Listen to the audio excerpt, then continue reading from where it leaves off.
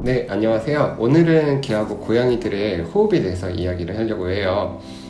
가장 기본적인 거는 아이들 코로 해가지고 숨을 쉬는 것, 이런 것들은 아주 자연스럽겠죠. 가끔 가다가 호흡수를 물어보시는 분들이 계시는데, 우리가 가슴 쪽을 보았을 때 한번 하고 올라오고 하고 내쉴 거예요. 한번 올라갔다 내려갔다, 이게 호흡 한 번입니다. 아이들의 정상적인 호흡수는 가장 안정적일 때를 기준으로 해가지고 세워주는 게 중요해요. 아이들이 쉬고 있고 편안한 상태에서 이제 재일 때 기준으로 해가지고 보통 1분에 한 24회에서 한 18회 정도? 이 정도가 가장 적당하다고 보시면 될 것 같고, 근데 아이들이 한 40회 이상이 넘어가기 시작을 한다, 그때는 이 아이가 호흡에 무언가 문제가 있지는 않은지를 좀 고민을 해볼 필요가 있는 거죠. 문제가 있는 호흡을 여기 맨 위에서부터 해볼까요? 우리가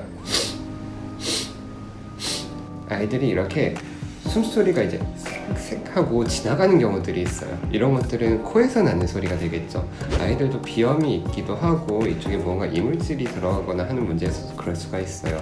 이럴 때는 아이들이 콧물이 나오지는 않는가, 그러면 그 콧물이 무슨 색으로 나오는가를 좀 살펴보실 수 있고, 하는 식의 재채기가 있겠죠. 이런 것들을 하는지를 보실 수가 있겠습니다.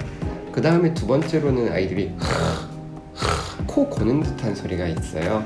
이런 증상들 같은 경우에는 이제 여기 인두와 후두 쪽에서 문제가 있는 경우에 발생을 하게 됩니다. 마찬가지로 여기에서의 뭐 염증, 뭐 비후 이런 것들도 있고요.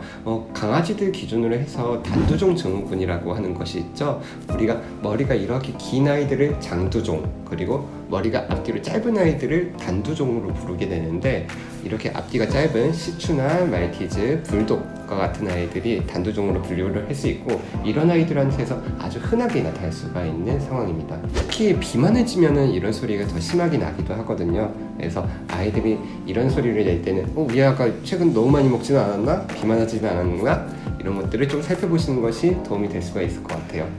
다음으로는 아이들이 이제 진짜로 이제 호흡이 곤란해졌다라고 느끼는 경우에는 어떤 식으로 숨을 쉬게 되는가?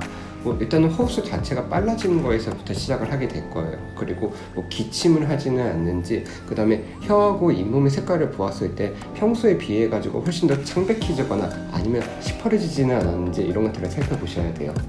그리고 아이들이 만약에 고개를 이렇게 쭉 빼고 호흡을 하기 시작한다 라고 하면은 정말로 호흡이 곤란해지고 있구나 라고 생각을 하시고, 이땐 굉장히 주의해 주셔야 됩니다. 이런 경우에 아이들은 슬슬 가슴을 땅에다가 대지 못하게 되어 있어요. 우리가 숨을 쉬기 힘들 때 가슴에 압박이 들어오면 얼마나 숨 쉬는 것 자체가 더 힘들어지겠어요. 그래서 가슴을 땅에 닿지 않도록 이렇게 바닥에서 이제 앞다리를 어떻게 해서든 버텨가지고 비틀비틀 거리면서 숨을 몰아쉬는, 이런 것이 정말 진성의 호흡곤란이라고 보시면 될 것 같고, 여기서 더 진행을 하게 되면은 아이들은 이제 옆으로 쓰러지기도 하고 이런 문제들이 발생을 해요. 사실 이런 증상들이 나타나기 전에 얼른 병원에 찾아가시는 것이 굉장히 중요합니다.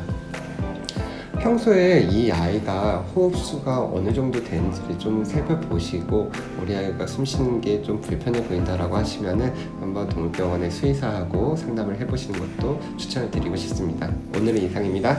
안녕.